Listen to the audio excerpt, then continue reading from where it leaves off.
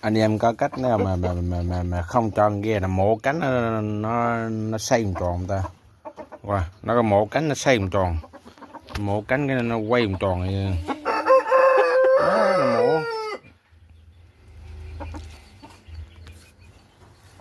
nó mổ cánh được to lên non quá, nó sung quá, mổ cánh nó quay vòng tròn. 8 tháng ghe rồi.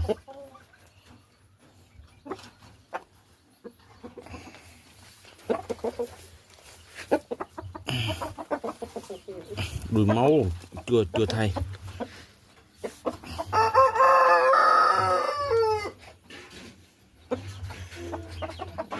Máu thay chưa không biết, không thay đầu sao chứ mà nó mố.